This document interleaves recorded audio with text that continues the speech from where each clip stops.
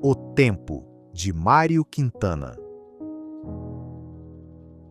A vida é o dever que nós trouxemos para fazer em casa.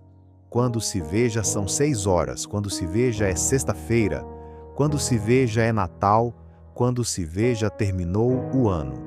Quando se vê, perdemos o amor da nossa vida.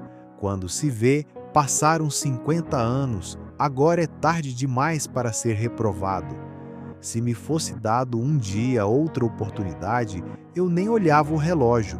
Seguiria sempre em frente e iria jogando pelo caminho a casca dourada e inútil das horas. Seguraria o amor que está à minha frente e diria que eu o amo. E tem mais. Não deixe de fazer algo de que gosta devido à falta de tempo. Não deixe de ter pessoas ao seu lado por puro medo de ser feliz. A única falta que terá será a desse tempo que, infelizmente, nunca mais voltará.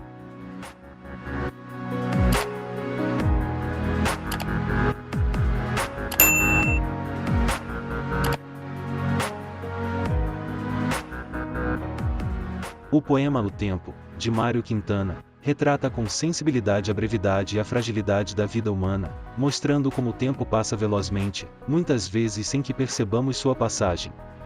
A infância é a fase em que aprendemos a falar, a andar e a conviver. Nela desenvolvemos a linguagem, a imaginação e o pensamento simbólico. É um período que passa depressa, quando nos damos conta, já estamos na adolescência, etapa marcada por intensas transformações físicas e emocionais. Quase sem perceber, deixamos de ser crianças e iniciamos a transição para a vida adulta, acompanhada por maiores responsabilidades e expectativas. Entre os 30 e 40 anos, o corpo humano geralmente atinge o auge de seu desenvolvimento. Podemos compará-lo a uma flor, no início, ainda fechada, ela se desenvolve pouco a pouco até desabrochar completamente, alcançando o máximo de sua plenitude. Assim também ocorre com o ser humano nessa fase da vida. Depois do auge, inicia-se gradualmente o declínio. Tal como a flor que começa a murchar, o corpo humano passa por mudanças próprias do envelhecimento. Na velhice, as capacidades físicas diminuem aos poucos e a agilidade, os reflexos, a audição e a visão já não são os mesmos. Quando se chega a esse ponto, aproxima-se o fim do ciclo da vida. Muitos, porém, sequer alcançam essa etapa, partindo antes, em outras fases da existência. Esse é o ciclo natural da vida, conhecido por todos.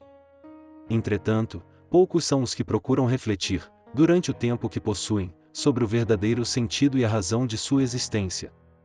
Muitos se deixam levar por distrações e superficialidades, vivendo apenas para satisfazer desejos imediatos, repetindo que a vida é assim mesmo e aceitando-a sem questionamento. A própria natureza demonstra que tudo está em constante transformação. Nada permanece estático. A matéria se modifica, os ciclos se renovam, e a instabilidade das coisas revela que a vida material é transitória. Ainda assim, grande parte das pessoas vive sem refletir profundamente sobre sua origem, seu propósito e seu destino. O ser humano observa os animais, os vegetais e o universo, e muitas vezes se considera o centro de tudo, sem perceber que sua vida passa rapidamente e que, em poucos anos, tudo se acabará. Observa a vida ao seu redor, mas não sabe de onde tudo surgiu e se considera o dono desse mundo. Nascemos sem compreender plenamente o porquê de nossa existência e, ao longo da história, criamos conhecimentos, culturas e sistemas para organizar a vida da melhor maneira possível. Porém, com o amadurecimento e as desilusões naturais da experiência humana, surge a oportunidade de buscar um entendimento mais profundo sobre nossa origem e nosso destino. Assim, chega o tempo em que a humanidade é convidada a refletir sobre seu passado, seu presente e seu futuro. O livro Universo em Desencanto apresenta as respostas sobre a origem e a razão da vida, oferecendo o caminho de retorno ao nosso verdadeiro estado natural de puro, limpo, perfeito, consciente e eterno. Independentemente das crenças individuais, permanece o convite essencial. Desenvolva o raciocínio, amplie a consciência e busque compreender, de forma sincera e profunda, o verdadeiro sentido da existência.